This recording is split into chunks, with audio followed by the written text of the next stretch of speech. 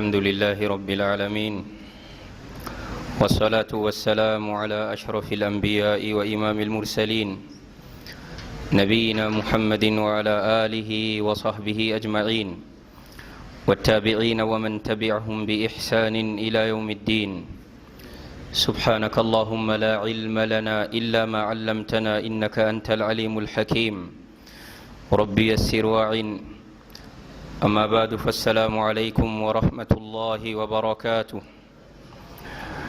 Nous louons Allah tabaraka wa ta'ala pour ses bienfaits innombrables. Je témoigne de son droit exclusif à l'adoration et je témoigne que Muhammad a lu le salut et la paix est le serviteur d'Allah et son envoyé, le dernier de ses prophètes messagers, qu'Allah le mentionne élogieusement auprès des anges rapprochés, ainsi que sa noble famille, ses compagnons bien guidés et tous leurs suiveurs dans le bel agir jusqu'au jour où l'on sera ressuscité. Suite à quoi, nous poursuivons en ce jour notre série de cours sur le Hajj, le pèlerinage à la maison sacrée. Lors du cours dernier, nous nous sommes appesantis sur les préparatifs indispensables au Hajj. Aujourd'hui, Inch'Allah, nous allons rentrer dans les mérites de ces lieux saints où les pèlerins se rendront. Avant cela, dans le cadre des préparatifs, j'aimerais ajouter quelques points qui ont été omis. Premièrement, dans ces préparatifs, l'une des choses les plus importantes, c'est at-tawbah, le repentir sincère. Il ne faut pas attendre le jour de Arafat pour aller dire qu'on va se repentir là-bas. Non. Ala wa inna khayra ma yustakbalu bihi mawsimul ibada at-tawbah. فإنه إن ورد على نفس متخففة من الأوزار نشطت للقيام بحقه وكانت أدعى ألا يرى الله منها إلا خيرا وأما إن كانت مثقلة من الذنوب فإنها تحرمه التوفيق. La meilleure des choses avec laquelle il faut préparer une période d'adoration, telle que le mois de Ramadan, le pèlerinage à la maison sacrée, les 10 premiers jours de Dhul Hijjah, quelle que soit la période d'adoration, la meilleure des choses avec laquelle il faut préparer, c'est le repentir sincère. Parce que de la même manière que le corps pèse à travers les déchets, l'âme pèse également à travers les péchés. Les péchés font peser l'âme. Les péchés font en sorte qu'on a la lourdeur pour poser des actes d'adoration. Celui qui entre dans le mois de Ramadan avec les péchés, son âme est encore enchaînée par les péchés, il n'aura pas l'énergie nécessaire pour adorer son Seigneur. Lorsque tu constates que tu as la difficulté à lire ne serait-ce qu'une seule page du noble Al-Qur'an, tu as la difficulté à effectuer tes prières obligatoires en leurs horaires respectifs, et que tu as la difficulté à poser des actes d'adoration, mais lorsqu'il s'agit de poser des actes qui ne sont pas bien, tu as l'énergie, alors il est question ici de savoir que tes péchés pèsent sur ton âme et t'empêchent d'adorer Allah comme il se doit. L'âme qui est légère, qui est déchargée du fardeau des péchés, cette âme est plus à même d'adorer Allah tabaraka wa ta'ala. C'est pourquoi il ne faut pas aller au pèlerinage alors qu'on a des péchés. On a des péchés qu'on ne s'est pas repentis. On va arriver là-bas et ces péchés nous suivront parce que l'habitude a la peau dure. On va se retrouver durant le mois sacré dans un lieu sacré et nous-mêmes nous nous sommes sacralisés et on va commettre des péchés et ça sera très grave. Qu'Allah tabaraka wa ta'ala nous en préserve. Et Allah nous a ouvert la porte du repentir, wallah. وَمَنْ يَعْمَلْ سُوءًا أَوْ يَظْلِمْ نَفْسَهُ ثُمَّ يَسْتَغْفِرِ اللَّهَ يَجِدِ اللَّهَ غَفُورًا رَحِيمًا.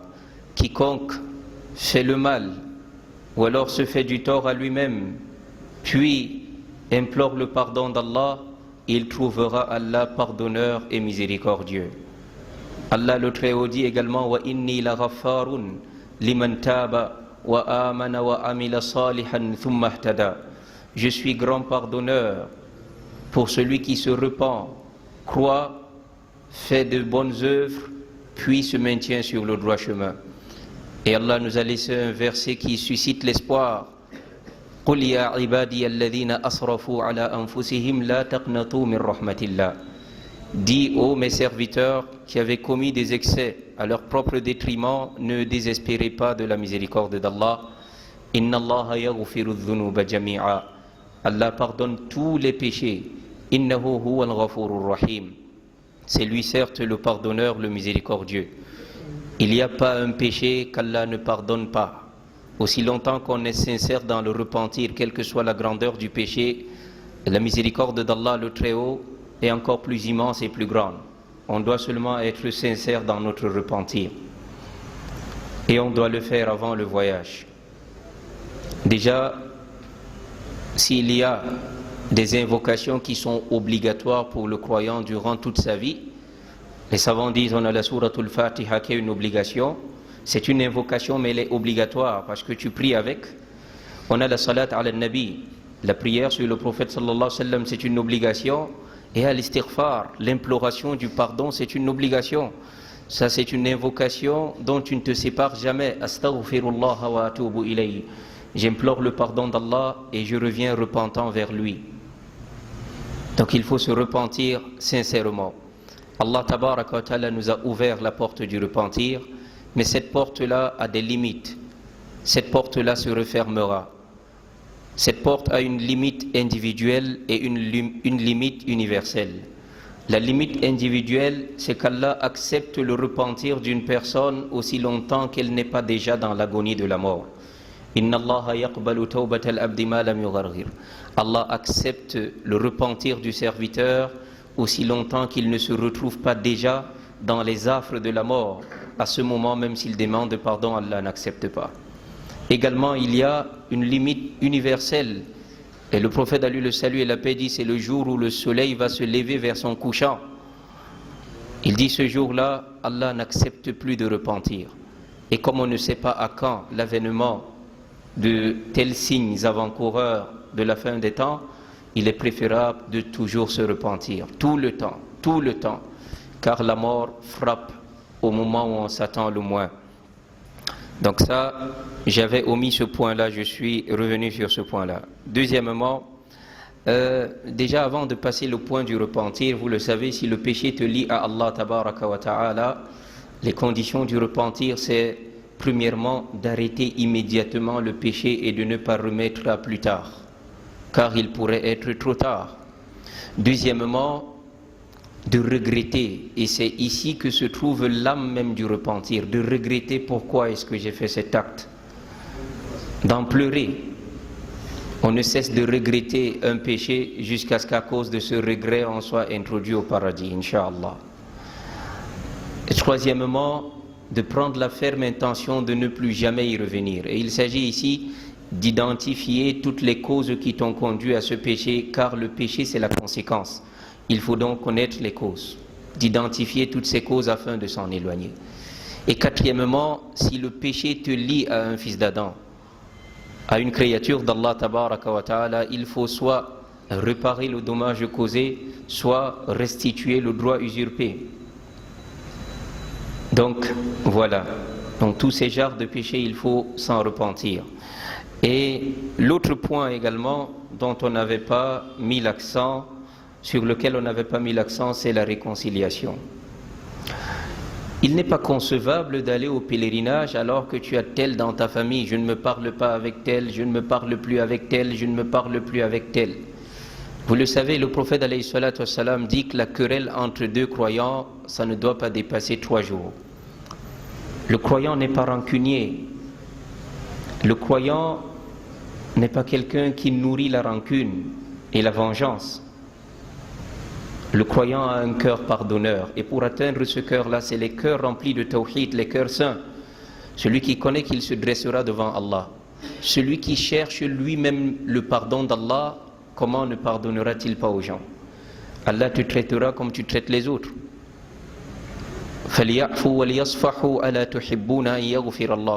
Qu'ils pardonnent et qu'ils se réconcilient. Ne veulent-ils pas qu'Allah leur pardonne également? Celui qui aimerait qu'Allah lui pardonne, qu'il soit également tolérant et pardonneur, qu'il ait un cœur large, qu'Allah nous accorde des cœurs larges. Et c'est pourquoi le prophète alayhi salatu wa salam, il nous dit, Abu Huraira, qu'Allah soit satisfait de lui, il dit, Anna Rasulallah sallallahu alayhi wa sallam qal, tuftahu abwabul jannah yawm al-ithnayn wal khamis, فيغفر الله لكل عبد لا يشرك بالله شيئا إلا رجلا كانت بينه وبين أخيه شحناء فيقال انظروا هذين حتى يصطلحا رواه البخاري ومسلم. Le prophète alayhi salatu salam, il nous dit, les portes du paradis s'ouvrent les lundis et jeudis. À cette occasion, Allah pardonne à tout serviteur qui ne lui associe rien. Allahu Akbar. Vous voyez ici le mérite du tawhid, le mérite de la croyance pure et saine. Dans un autre récit, le prophète a lu le salut et la paix dit, Allah le Très-Haut dit, si tu me rencontrais avec les péchés remplissant l'espace jusqu'au ciel, mais que tu me rencontrais alors que tu ne m'as rien associé, je te rencontrerai avec un pardon équivalent. C'est seulement la bonne croyance, la croyance saine, vraie et pure, dénudée de toute idolâtrie, qui pourra sauver le serviteur au jour dernier. Ici, il dit, le lundi et le jeudi, les portes du paradis sont ouvertes. Et Allah pardonne à cet effet à tout serviteur qui ne lui associe rien. Sauf qui? Toutefois, parmi ceux qui n'associent rien à Allah, il y a des personnes à qui Allah ne pardonne pas. Qui sont-ils? Il dit 2 personnes dont il y a une animosité, une rancune entre elles et elles ne se parlent plus. Allah le Très-Haut dit, faites surseoir leurs œuvres, faites attendre leurs œuvres jusqu'à ce qu'ils décident de se réconcilier. C'est-à-dire Allah n'accepte pas. Leurs œuvres ne sont pas exposées devant Allah tabaraka wa ta'ala. Allah le Très-Haut dit qu'on fasse attendre d'abord ces œuvres-là jusqu'à ce qu'ils décident de se réconcilier. Donc il ne faudrait pas aller au Hajj avec une telle personnalité.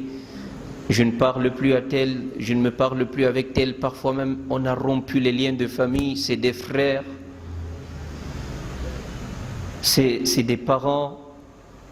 C'est pas bien, chers frères, c'est pas bien de garder la rancune dans le cœur. Alors, voilà les 2 points sur lesquels on aurait voulu revenir sur les préparatifs indispensables pour un Hajj agréé. Qu'Allah nous accorde un Hajj agréé. Le cours d'aujourd'hui s'intitule « Les mérites des lieux saints », c'est-à-dire la Mecque, Médine et Jérusalem, qui sont les 3 lieux saints de notre religion, l'islam. Abu Huraira, qu'Allah soit satisfait de lui, rapporte du prophète, à lui le salut et la paix, qui a dit, La tushaddu rihalu illa ila 3 masajid, masjidi hadha wa masjid al-haram wa masjid al-aqsa, rawahu al-Bukhari wa Muslim.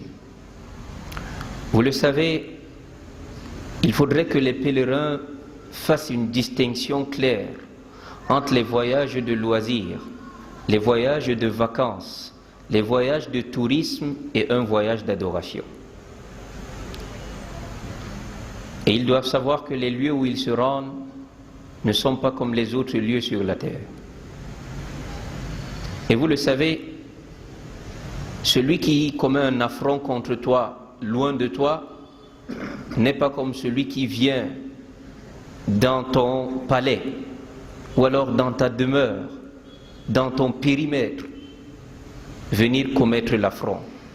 Celui qui va à ces lieux saints pour commettre un péché, c'est un affront grave envers Allah tabaraka wa ta'ala. Donc ils doivent comprendre.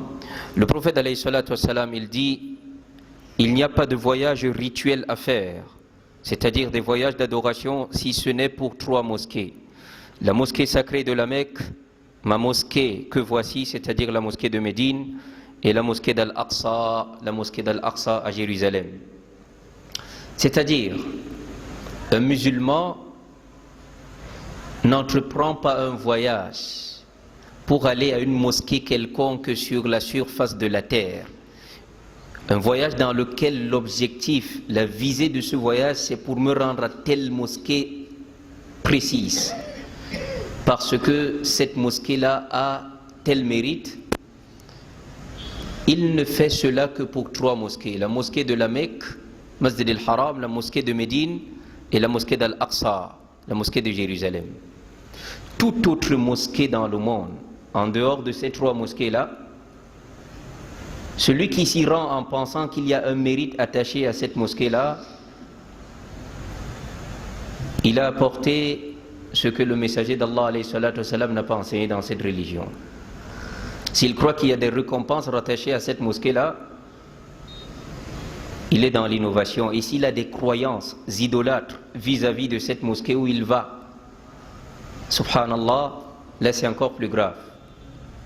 Quelle que soit la mosquée dans laquelle tu te rends dans le monde, c'est exactement comme la mosquée de ton quartier. Tu as payé ton billet d'avion, aller prendre l'hôtel cher pour aller dans je ne sais quelle mosquée de quel pays.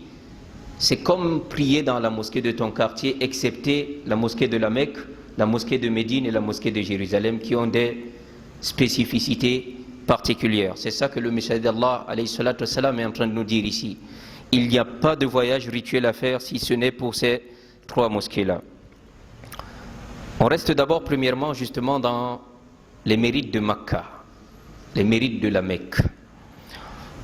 Le prophète nous informe que une prière à Masjid al-Haram, une prière dans la mosquée sacrée de la Mecque fait 100 000 prières partout ailleurs. En dehors de Médine où c'est 1000 prières, une prière équivaut à 1000 prières, et la mosquée de Jérusalem, une prière équivaut à 500. 100 000. Ceux qui essayent de faire les calculs, ils ont constaté qu'une prière à Masjid al-Haram, il faut prier 55 ans dans nos mosquées ici pour avoir l'équivalent d'une prière à Masjid al-Haram. 100 000. Comment donc on va aller au pèlerinage au lieu de se concentrer à gagner le maximum de prières dans ces lieux saints? On se concentre à autre chose, à faire les boutiques. On n'a pas dit que c'est interdit, mais qu'on sache les priorités. Allah tabaraka wa ta'ala dit la junaha alaykum. Allah dit il n'y a pas de grief, il n'y a pas de mal à chercher les grâces de votre Seigneur, à acheter des choses là-bas qu'il n'y a pas dans votre pays, il n'y a pas de mal, toutefois que ça ne vous distrait pas de ce pourquoi vous êtes allé. La priorité soit l'adoration. Donc une prière à Masjid al-Haram, c'est 100 000 partout ailleurs, excepté la mosquée du prophète sallam où une prière c'est 1000 et la mosquée de Jérusalem une prière c'est 500. Également, Allah le Très-Haut a juré par la cité de la Mecque. Vous savez, nous ne devons jurer que par Allah. Car celui qui jure par autre chose que par Allah aura commis la petite idolâtrie. Et ça dépend de la grandeur de cette chose dans son cœur. Ça peut aller jusqu'à la grande idolâtrie, au polythéisme majeur. Le prophète alayhi salatu wasalam dit Man ahlafa bi ghayrillah faqad ashrak. Celui qui jure par autre chose qu'Allah a commis l'idolâtrie, il a associé à Allah. Mais Allah, tabaraka wa ta'ala, lui, il a le droit de jurer par tout ce dont il veut dans ses créatures. Et quand il jure par une de ses créatures, c'est pour attirer notre attention sur la grandeur de cette créature-là. Allah a juré par le soleil, wa shams, wa duhaha, par la lune, wal qamar, idha talaha, wa duha, par la lueur du jour, wal asr, par le temps. Et Allah dit la uqsimu bi hadha al-balad. Allah a juré par la cité de la Mecque. Non, je jure par cette cité. Allah dit wattini wazzaytoun wa turi sinin wa hadha al-balad al-amin. Allah jure par cette cité sûre, cette cité pleine de sécurité. Allah tabaraka wa ta'ala a tellement fait l'éloge de Makkah. Allah l'a appelée Ummul Qura, la mère des cités, la mère de toutes les cités. Haraman Amina, Awala Yarawna. Allah tabaraka wa ta'ala parle de cette cité sacrée, cette cité sûre. Le prophète alayhi salatu wassalam, en parlant de Makkah, il dit Wallahi innaki la khayru ardillah wa habbu ardillahi ila Allah ولولا أني أخرجت منك ما خرجت رواه أحمد وابن ماجه والترمذي وصححه. Le prophète alayhi salatu wassalam, il dit par Allah, il jure, il dit par Allah, tu es la meilleure terre d'Allah, c'est-à-dire la Mecque, et la terre la plus aimée d'Allah. N'eût été le fait que j'ai été forcé de te quitter, je ne l'aurais jamais fait.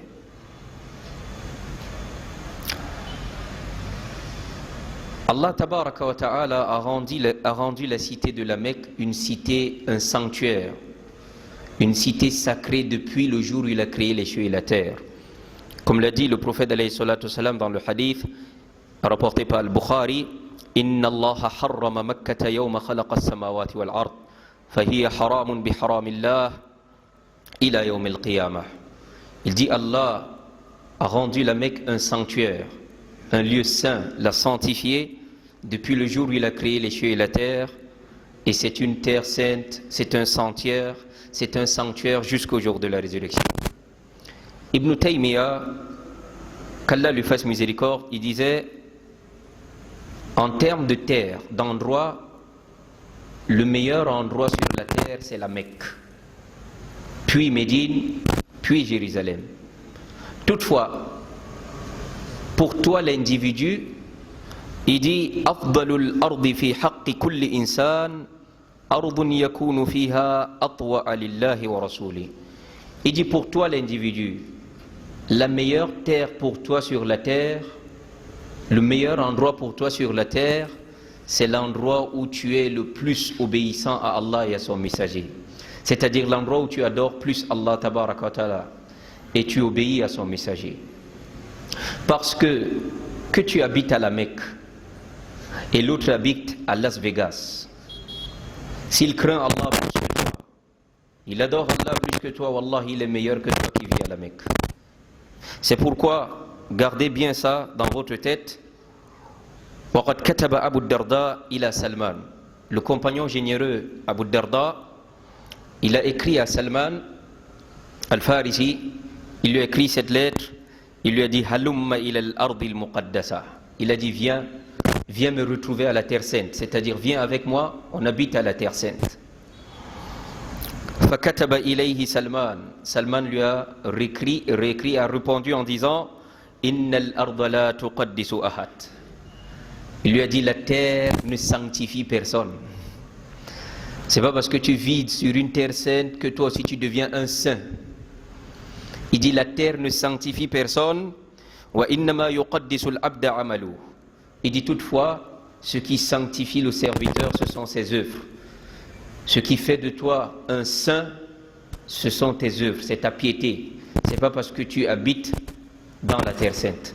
Il ne faudrait donc pas que les pèlerins pensent que le simple fait de se retrouver dans la terre sainte fait de toi un saint. Il va falloir que tu craignes Allah tabaraka wa ta'ala, parce que dans le cas contraire, tu vas ramasser plus de péchés que ceux qui sont ici. Pourquoi? Vous voyez le sanctuaire de la Mecque, au-delà de Masjid al-Haram, une prière dans Masjid al-Haram qui équivaut à 100 000 prières partout ailleurs, les savants disent que dans tout ce périmètre sacré, toute prière dans ce périmètre sacré équivaut justement à 100 000. Les actes de piété sont décuplés, la récompense est décuplée, mais aussi c'est un couteau à double tranchant. Le péché également est décuplé, est fortement considéré. C'est pourquoi Abdullah ibn Abbas a choisi de vivre à Taïf hors du périmètre sacré. Il entrait juste pour faire la prière, puis ressortait. Mais aujourd'hui, en tant que pèlerin, la plupart de nos hôtels se trouvent dans le périmètre sacré et vous trouvez les gens en train de calomnier, en train de médire, en train de mentir, en train parfois, subhanallah, quelqu'un se lève de son pays pour aller vendre la drogue à Makkah. Subhanallah, quelqu'un sort de son pays pour aller faire la prostitution à Makkah, à Medina. Fala hawla wa la quwwata illa billah. Quelqu'un sort de sa maison pour aller voler à Makkah, à Medina. Qu'Allah tabaraka wa ta'ala nous en préserve. Donc la terre ne sanctifie pas le serviteur, mais ce sont ses œuvres qui font de lui une personne, qui font de lui un saint. Qu'Allah nous inscrive parmi les saints, ceux qui l'adorent comme il se doit. Également, il faut savoir que أن تحريم مكة أشد من تحريم المدينة. Le caractère sacré de la Mecque est encore plus fort et plus grand que le caractère sacré de Médine. Le Cheikh Saleh Al-Uthaymin, qu'Allah lui fasse miséricorde, il dit Al-Madina muharrama wa laha haram lakin haramuha duna harama Makkah, duna harami Makkata bi kathir. Il dit, le Cheikh Al-Uthaymin, il dit Médine est une terre sainte. Et le prophète alayhi salatu wassalam a sanctifié sous la permission d'Allah tabaraka wa ta'ala. Il dit toutefois, le sanctuaire de Médine ne vaut pas le sanctuaire de la Mecque sur plusieurs niveaux. Premièrement, écoutez donc. Pour entrer dans le sanctuaire de Médine, le lieu saint de Médine, on n'a pas besoin de se sacraliser. Par contre, pour entrer dans le sanctuaire de Makkah, on doit faire quoi? Porter al-ihram. On doit se sacraliser lorsqu'on va rendre visite à la Kaaba pour la première fois. Également, on ne chasse pas le gibier à Makkah. Dans le périmètre sacré, on ne chasse pas son gibier. Le gibier ne doit pas être inquiété. Et celui qui le fait, il doit payer en aumône l'équivalent de cet animal. Par contre, à Madina également, on ne chasse pas le gibier, mais il n'a pas été dit qu'il va donner un animal ou alors payer en compensation au cas où il fait cela. On n'abat pas les arbres dans le périmètre sacré de Makkah. Par contre, comme disent les savants, certains arbres à Madina, pour l'agriculture et autres, on les abat. On n'enlève pas les herbes dans le sanctuaire de Makkah, comme Madina. On ne ramasse pas les objets égarés. Même si tu vois 1 milliard d'euros sur terre, tu ne ramasses pas. Et si tu ramasses, c'est pour chercher le propriétaire. Et ce qui n'est pas chose aisée dans cette foule immense. Alors, également, mais je vous assure, il nous est arrivé de perdre notre téléphone à Madina, dans la mosquée. Il faut juste connaître. Le pèlerin doit connaître qu'il y a des endroits où il y a les mafkoudat, tout ce qui est perdu. C'est parce que les gens ne sont pas parfois informés. À Madina comme à Makkah, je suis allé là-bas, il a sorti, il me demande c'est quoi ton téléphone, c'est quoi la marque? Il a sorti mon téléphone, il m'a remis ça. Vous allez voir, on appelle à la prière, les gens laissent les boutiques ouvertes comme ça. Celui qui entre en sécurité. Autre chose, c'est parmi ce qui montre que le caractère sacré de la Mecque est un peu plus grand que celui de Médine, la Umrah et le Hajj ne sont rattachés qu'à la Mecque. C'est-à-dire sont spécifiés à la Mecque. La Umrah c'est à Makkah. Il n'y a pas de Umrah à Madina et il n'y a pas de Hajj à Madina. Toutefois c'est une étape importante, on y reviendra. Également à Makkah, on retrouve la Kaaba qui est seulement à Makkah et nulle part ailleurs. Et l'adoration vis-à-vis de la Kaaba, le tawaf, ne se fait que là-bas et nulle part ailleurs. La circumambulation autour de la Kaaba seulement à Makkah. La pierre noire, Hajarul Aswad, ainsi que Ruknul Yamani, le coin yéménite de la Kaaba, que le prophète alayhi salatu wassalam dit, celui qui touche ces endroits-là, ça absorbe les péchés, ça efface ses péchés. La pierre noire absorbe les péchés du corps, ça fait sortir. C'est pourquoi, à la base, c'est un objet du paradis sur la terre. Jibril alayhi salam, c'est l'ange Gabriel, à lui le salut et la paix, qui est descendu avec ça. C'était une pierre blanche, plus blanche que le lait. Les péchés des fils d'Adam l'ont rendu noir. Donc, Allah tabaraka wa ta'ala a fait en sorte que c'est une pierre qui absorbe les péchés. Donc celui qui a la possibilité de l'embrasser, tant mieux, ça absorbe les péchés. Et Allah lui efface les péchés à travers ça.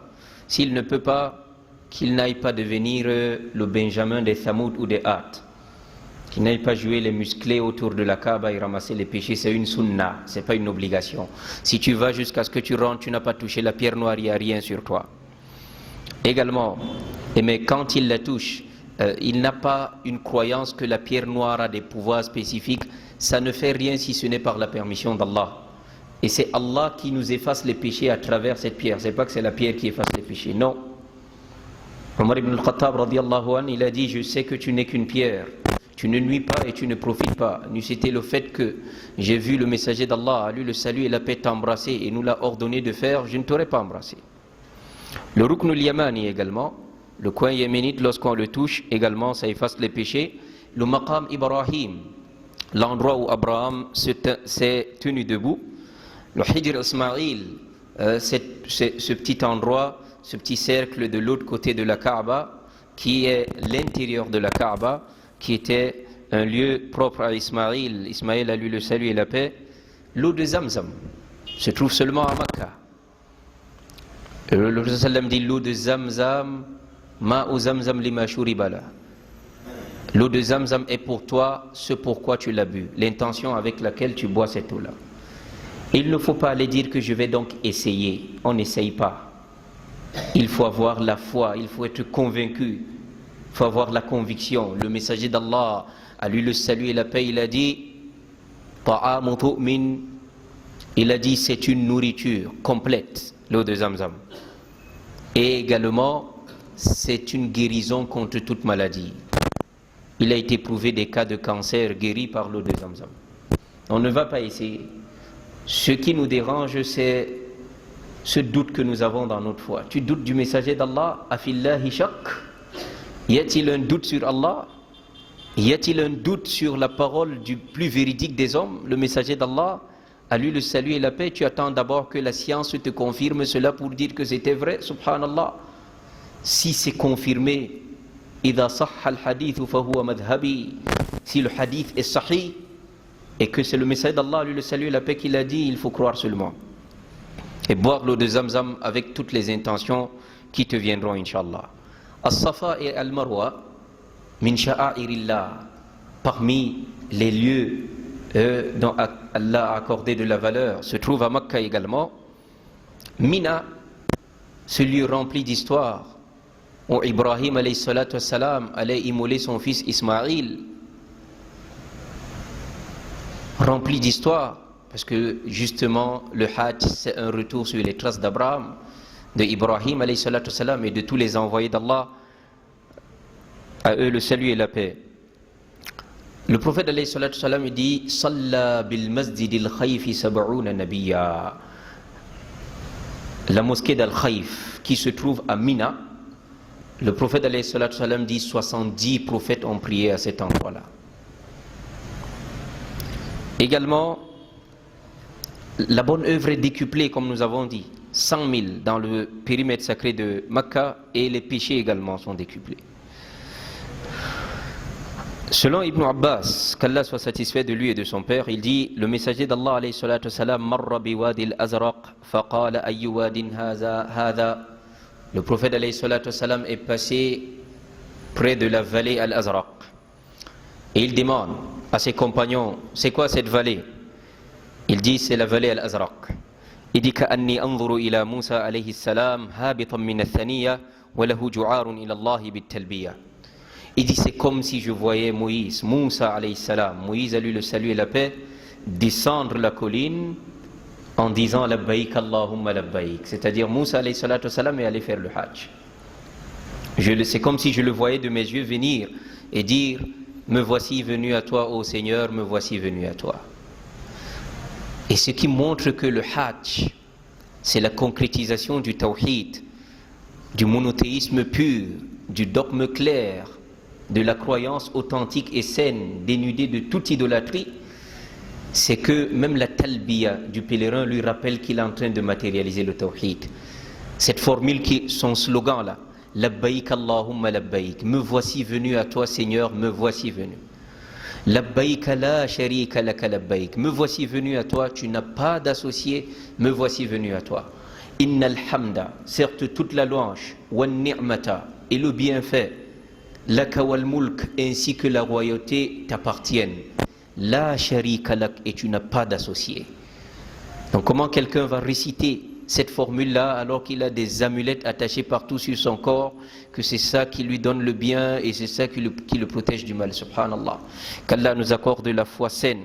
Donc il dit, c'est comme s'il voyait Moussa, alayhi salam, Moïse a lui le salut et la paix, faire le hajj et dire labbaïk Allahumma labbaïk. Thumma ata ala thaniyati harsha. Puis le messager d'Allah alayhi salatu salam, il est arrivé à la colline d'Al-Harsha. Il demande, c'est quoi cette colline-là? Ils disent, c'est la colline d'Al-Harsha. Il dit, Ka'anni anduru ila Yunus alayhi salam, ala naqatin hamra. C'est comme si je voyais Yunus, Jonas, à lui le salut et la paix, sur une chamelle rousse, en train de faire également la talbiya. Donc il va faire le pèlerinage. Vous voyez les mérites de Makkah, des prophètes et des prophètes sont allés là-bas. Et le jour, ils étaient à Arafat.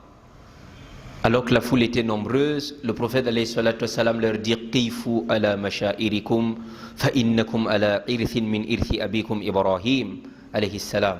Il dit tenez-vous humblement sur ces lieux qui ont la valeur auprès d'Allah, sur ces lieux saints, car vous êtes sur les traces de votre père Ibrahim. Abraham a lu le salut et la paix. Rapporté par Abu Daoud. Et le messager d'Allah alayhi salatu wassalam, il dit Walladhi nafsi biyadi. Je jure par celui qui détient mon âme en sa main, c'est-à-dire Allah, la yuhillanna ibn Maryam bi fajr rawha hajjan aw mu'tamira aw la yathniyannahuma. Rawahu Muslim. Dans le hadith rapporté par l'imam Muslim, le messager d'Allah alayhi salatu wassalam, il dit je jure par celui qui détient mon âme en sa main. Lorsque le fils de Marie rentrera, Isa ibn Maryam, Jésus a lu le salut et la paix,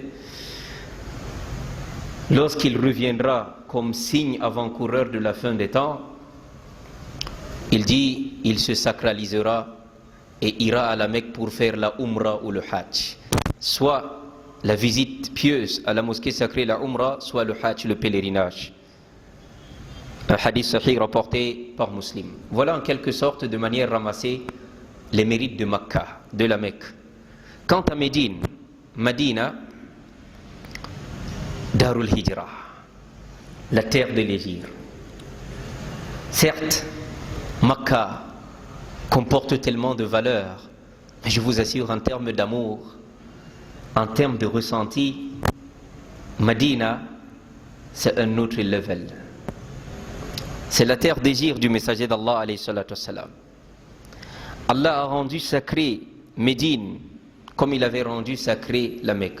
Donc le messager d'Allah alayhi salatu wassalam l'a rendu sacré sous l'ordre, sous la permission d'Allah tabaraka wa ta'ala. La prière dans la mosquée du prophète sallallahu alayhi wa sallam, dans la mosquée de Médine, vaut 1000 prières partout ailleurs en dehors de la mosquée de la Mecque qui dépasse, qui est à 100 000, et la mosquée de Jérusalem qui est à 500. Une prière dans la mosquée du prophète alayhi salatu wassalam vaut 1000 prières. Le messager d'Allah a lu le salut et la paix, il dit j'ai rendu sacré Médine entre ces deux plaques volcaniques, rapporté par Muslim. Le prophète alayhi salatu wassalam, il dit il a également surnommé Médine Taïba, c'est-à-dire celle qui est pure. Et Allah tabaraka wa ta'ala l'a nommé Taba. Le hadith il est rapporté par Muslim. Le prophète alayhi salatu wassalam, il nous dit innal imana la ya'rizu ila al-Madina. Il dit la foi se réfugie à Médine comme le serpent se réfugie dans son trou. C'est-à-dire, c'est de Médine que la foi s'est répandue sur la terre, et quand la foi finit sur la terre, que les gens ne font que mécroire, quand la foi finit de marcher à travers la terre, elle rentre où? À Médine. Donc c'est la terre de Al-Iman. C'est l'endroit où la foi rentre. C'est-à-dire, quelle que soit la manière dont les gens vont apostasier la religion, vont blaguer avec leur religion, à Médine, ce n'est pas le cas. La foi rentre à Médine. La foi se réfugie à Médine comme le serpent se réfugie dans son trou, rapporté par Al-Bukhari et Muslim.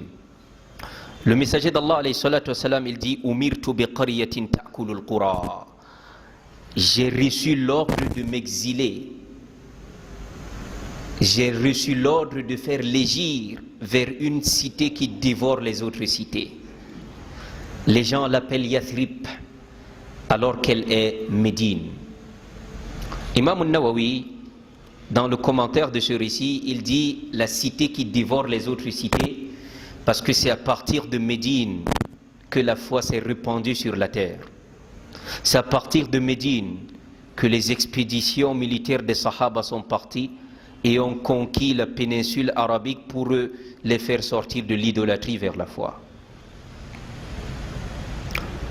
Également, à Médine se trouve le Rawda, dans la mosquée du prophète alayhi salatu wassalam.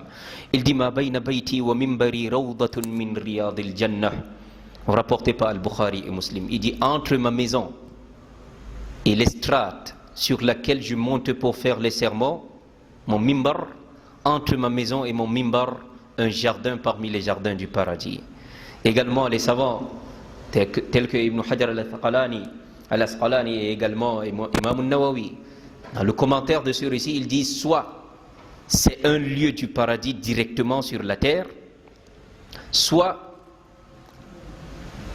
l'adoration à cet endroit te mènera au paradis, Inch'Allah. Vous êtes rappelé qu'à Makkah, on a dit il y a un objet qui est descendu du paradis, c'est quoi? La pierre noire, non? À Médine, il y a deux. Il y a Rawda min Riyadil Jannah, le jardin parmi les jardins du paradis, et il y a Jabal Uhud, le mont Uhud. Le prophète sallallahu alayhi wa sallam, il dit le mont Uhud, Jabalun min Jibal Jannah. Il dit c'est un mont, une montagne parmi les montagnes du paradis. Et il dit c'est un mont qui nous aime et que nous aimons. Donc vous voyez deux choses, du paradis sur la terre à Médine.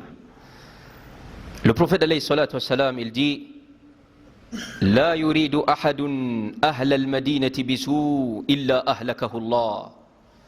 Personne ne souhaite le mal aux gens de Médine sans qu'Allah ne le fasse périr. Personne n'entre à Médine avec les mauvaises intentions et il veut aux gens de Médine le mal sans qu'Allah ne lui fasse périr. Et il dit également La yakidu ahla al-madinati ahadun illa an ma'a kama yanma'ul milhu fil ma'. Personne ne complote contre les gens de Médine sans qu'Allah ne le fasse fondre comme le sel fond dans l'eau. Rapporté par Al-Bukhari et Muslim. Celui qui amène la drogue à Médine pour chercher ses semblables, c'est-à-dire lui il a une mauvaise âme et il va là-bas pour des mauvaises âmes qui habitent. Allah leur a donné la grâce d'habiter dans ces lieux, mais ils font des choses pareilles. Ça, c'est pas un complot contre les gens de Médine.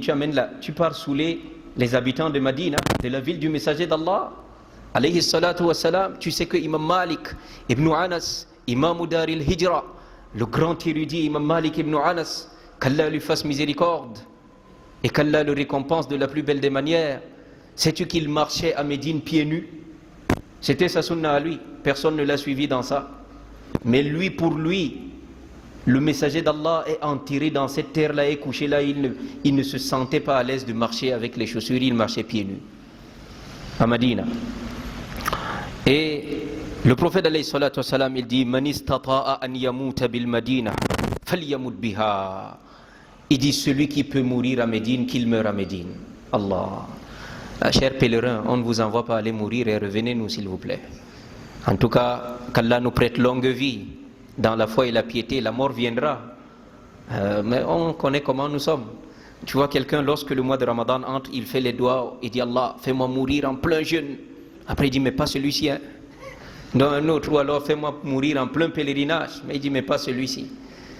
Wallahi al-Azim, l'un de nos savants décédés, qu'Allah lui fasse miséricorde, Muhammad Ali Dewa rahimahullah. On était au pèlerinage avec lui en 2013, l'année où il est décédé justement. On a fait le Hajj et lui il est décédé là-bas. Il était malade depuis le jour de Arafat. Et quand on entrait à Médine, la parole qu'il m'a murmurée dans la voiture, je me rappelle, il a dit c'est ici qu'on a demandé aux musulmans de souhaiter mourir là. C'est-à-dire sa dua ou son invocation, c'était si cette maladie, c'est pour que je rentre mourir au pays, oh Allah, fais-moi mourir ici. Le sallam dit Man istata'a an yamuta bil Madina. Celui qui peut mourir à Médine, falyamut biha, qu'il meure à Médine. Car je vais intercéder pour celui qui est mort à Médine. Allahu Akbar. Le Prophète sallam va intercéder pour celui qu'on a enterré à Médine. Rapporté par At-Tirmidhi et authentifié par l'Albani. Le Prophète alayhi salatu wassalam, il dit également Ala anqabil Madina malaika. Se trouve dans les entrées, se trouve au niveau des entrées de Médine, des anges. La yadkhuluha at-ta'un wala ad-dajjal. Il dit la peste ne peut pas entrer à Médine, ainsi que le Dajjal, le faux Messie, l'Antéchrist. Rapporté par Bukhari et Muslim. Le prophète alayhi salatu wassalam, il dit Man akhafa ahl al-Madina, akhafahu Allah. Rapporté par Imam Albani dans Sahih al-Jami, hadith sahih. Il dit celui qui fait peur aux gens de Médine, celui qui sème la frayeur dans le cœur des gens de Médine, Allah va lui faire peur également. Allah va s'aimer la frayeur dans son cœur. Le messager d'Allah alayhi salatu wassalam, il dit Madinatu khayrun lahum law kanu ya'lamun. Il dit Madina est meilleure pour eux si seulement ils savaient. Madina est meilleure pour eux si seulement ils savaient. Allahumma amidna bil Madina. Allahumma amidna bil Madina. Allahumma amidna bil Madina. Qu'Allah nous fasse mourir à Médine.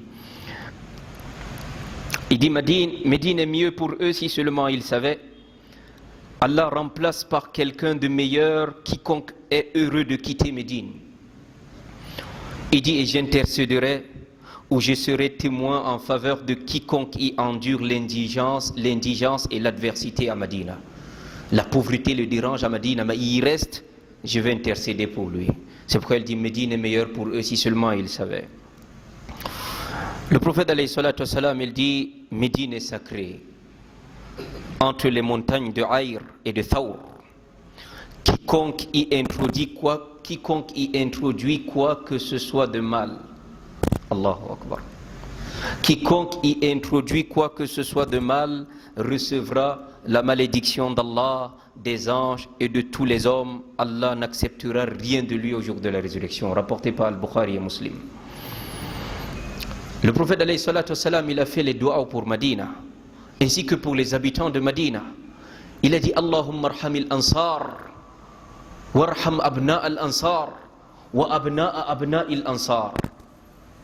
Law salaka al-ansaru shi'ban, et d'ici les ansars prenaient une route tortueuse, je vais la prendre avec eux. Il a dit qu'Allah fasse miséricorde aux ansars, les musulmans de Médine. Il dit qu'Allah fasse miséricorde aux ansars et aux enfants des ansars et aux enfants des enfants des ansars. Le prophète alayhi salatu wassalam, il dit Allahumma barik lana fi thamarina wa barik lana fi madinatina wa barik lana fi sa'ina wa muddina. Il a invoqué pour Médine, il dit oh Allah, bénis nos récoltes, bénis-nous notre Médine. Il dit bénis nos poids et mesures, ce avec quoi on mesure les marchandises. Rapporté par Al-Muslim. Et le messager d'Allah a invoqué Allah. Il a dit certes ton serviteur Ibrahim alayhi salam, Abraham a lu le salut et la paix, a invoqué beaucoup pour Makkah. Et lui il a invoqué qu'Allah mette plus de baraka encore à Médine. Allahu Akbar. Le messager d'Allah alayhi salatu wassalam, il a dit Allahumma habbib ilayna al-madinata ka hubbina li Makkah aw ashad. Il dit oh Allah, fais que nous aimions Médine comme nous aimons la Mecque. ou encore bien plus encore. Et le message d'Allah alayhi salatu wassalam, il dit celui qui mange tous les matins cette date d'Al-Ajwa qui pousse à Médine, il sera immunisé ce jour-là contre le poison et la sorcellerie, rapporté par Al-Bukhari et Muslim. Il dit également quiconque se purifie chez lui et se rend ensuite à la mosquée de Quba pour y faire la prière aura la récompense de la Umrah, rapporté par Ibn Majah. Et je termine avec ça. À Madina, il y a la mosquée du messager d'Allah, sallallahu alayhi wa sallam, dans laquelle se trouve la tombe du messager d'Allah, et celle d'Abu Bakr, et celle de Omar, radiyallahu anhum. Il faut savoir que le musulman demeure croyant, monothéiste pur, et s'éloigne de l'idolâtrie sous toutes ses formes. On n'enterre pas dans la mosquée. Le messager d'Allah n'est pas enterré dans la mosquée. Il est enterré dans la chambre de Aïcha. Dans la chambre de Aïcha radiyallahu anha. Puis Abu Bakr a demandé à être enterré à côté de son ami. On l'a enterré. Puis Omar. C'est la mosquée qui s'est agrandie pour retrouver. Et à l'époque, le calife qui a ordonné qu'on agrandisse la mosquée et que cet homme se retrouve dedans, les savants n'ont pas été d'accord avec lui. Mais il était le calife. Le messager d'Allah n'est pas enterré dans sa mosquée, il est enterré dans sa chambre. Mais sa maison est collée à la mosquée. Sachez qu'on n'enterre pas dans la mosquée. Le messager d'Allah a interdit ça. C'est une voie vers le polythéisme, vers l'idolâtrie. D'entourer les soi-disant saints, de se diriger vers eux pour faire l'invocation, de plâtrer ou de mettre du marbre sur leur tombe, de l'élever, de faire des lumières et d'aller. Parfois des gens payent des billets d'avion pour aller visiter des tombes. On est quand même une religion de monothéisme, une religion où Allah seul, sans associé, doit être adoré. Le messager d'Allah a fait une doua, il a dit Allahumma la taj'al qabri wathanan yu'bat. Oh Allah, ne laisse pas ma tombe devenir une idole qui sera adorée. Et alhamdulillah, Ibn al-Qayyim al-Jawzi dit Allah a répondu à cette invocation. Allah a barricadé sa tombe de 3 murs. Le mur de la mosquée, le mur de sa maison et le mur de la chambre de Aïcha. Tu ne peux pas atteindre sa tombe. Et alhamdulillah, Allah a placé là les gens du tawhid qui ne laissent pas les gens faire n'importe quoi. Quand vous y arrivez, ce n'est pas le messager d'Allah que vous invoquez. Vous invoquez qui? Allah, en la faveur de qui? Du messager d'Allah. Vous dites Assalamu alayka ya Rasulallah. Que la paix soit sur toi, ô messager d'Allah. Wa rahmatullahi wa barakatuh. Ainsi que la miséricorde d'Allah et ses bénédictions. Assalamu alayka ya khayra khalqillah. Que la paix soit sur toi, ô meilleure créature d'Allah. Ashhadu an la ilaha illallah. Wa ashhadu annaka Rasulullah. Et je témoigne qu'il n'y a pas d'autre divinité digne d'être adorée en dehors d'Allah. Et je témoigne que toi, tu es l'envoyé d'Allah. Ballaghta ar-risala. Tu as transmis le message. Wa addayta al-amana. Et tu as rendu le dépôt qui t'a été confié. Wa nasahta al-umma. Et tu as conseillé à ta communauté. Tu nous as laissé sur une voie claire, de nuit comme de jour. فَجَزَاكَ اللَّهُ أَنَّا خَيْرَ مَا جَزَى نَبِيًّا عَنْ أُمَّتِهِ. Qu'Allah te récompense vis-à-vis de nous de la meilleure des manières qu'il ait récompensé un prophète vis-à-vis de sa communauté. Et c'est tout. Puis tu passes Assalamu alayka ya Aba Bakr. Assalamu alayka ya Khalifata Rasulillah. فَجَزَاكَ اللَّهُ عَنَّا وَعَنْ رَسُولِ اللَّهِ صلى الله عليه وسلم وعن الإسلام والمسلمين خيرا. Que la paix soit sur toi, ô Abu Bakr, au successeur du messager d'Allah. Quand on va au cimetière, on salue les gens de la tombe. On invoque Allah pour eux, on ne les invoque pas eux. Puis, Assalamu alayka ya Amir al-Mu'minin, ya Umar ibn al-Khattab. Que la paix soit sur toi, ô commandeur des croyants, Umar. Qu'Allah te récompense pour nous, pour la communauté, ainsi que pour ceux dont vous avez été en tant comme des bons compagnons pour le messager d'Allah, alayhi salatu salam, de la meilleure des manières. Le salam a dit, ne faites pas ma tombe un lieu de cérémonie. Quelqu'un ne voyage pas pour Madina parce qu'il a l'intention d'aller à la tombe du prophète sallam. Il voyage pour l'intention d'aller prier à la mosquée du prophète sallallahu alayhi wa sallam. Et parmi les choses qu'il fait à la mosquée, donc, il passe devant la tombe du prophète sallallahu alayhi wa sallam et il salue. Donc faites attention à l'idolâtrie à ces endroits-là. Donc voilà, en quelque sorte, de manière ramassée, Makkah, Madina, Baytul Maqdis, Jérusalem. Qu'Allah sorte nos frères de Palestine de l'oppression. Qu'Allah délivre Masjid al-Aqsa, la mosquée de Jérusalem, de l'oppression.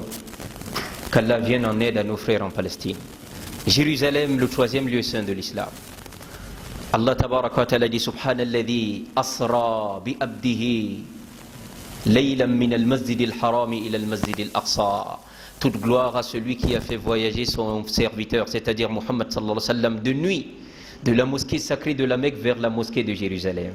Linuriyahu min ayatina, pour lui faire voir nos signes. Allah dit allati barakna hawla. Allah dit qu'il a béni tous les alentours de Masjid al-Aqsa, de la mosquée al-Aqsa à Jérusalem. C'est de cet endroit que le messager d'Allah a été élevé vers le ciel pour recevoir les prières. C'est de cet endroit, une prière là-bas c'est 500. C'est là-bas que le messager d'Allah a dirigé la prière devant tous les prophètes et envoyés d'Allah qu'Allah a fait revenir dans Masjid al-Aqsa, avant d'être élevé pour le voyage nocturne pour l'ascension. Masjid al-Aqsa, qu'il soit dans vos doigts ou les plus intimes, que nos frères de Palestine soient tout le temps dans vos doigts. C'est la moindre des choses que vous puissiez faire pour eux. Qu'Allah tabaraka wa ta'ala transforme leur peine en joie, leur souffrance en apaisement, et qu'Allah leur vienne en secours vis-à-vis de leurs ennemis, et qu'Allah tabaraka wa ta'ala accorde la suprématie à l'islam et aux musulmans. Nous allons nous arrêter là. Quant au cours sur les mérites de Makkah, de Madina, en tout cas des lieux saints, on espère que cela galvanisera nos pèlerins à connaître la valeur des lieux où ils se rendent et à se comporter de manière adéquate à ces lieux-là. Ce qui a été dit de vrai et de bien provient d'Allah tabaraka wa ta'ala. Les erreurs et les manquements proviennent de nous. Subhanakallahumma wa bihamdik. Ashhadu an la ilaha illa anta astaghfiruka wa atubu ilayk. Wa sallallahu wa sallim wa barik ala nabiyyina Muhammad wa ala alihi wa sahbihi ajma'in. Wa akhiru da'wana anil hamdulillahi rabbil alamin.